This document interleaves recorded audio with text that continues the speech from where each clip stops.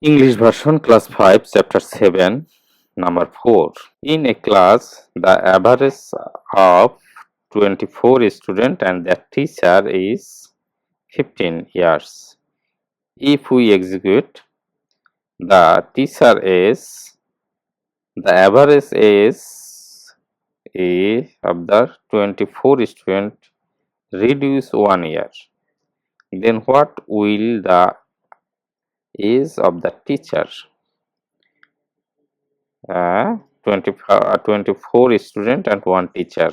Yeah, that means 25 people. Okay, so total people 24 student and one teacher equal to 25. Then 25 people total is 15 years average. Then 25 years into 15 equal to 375 years.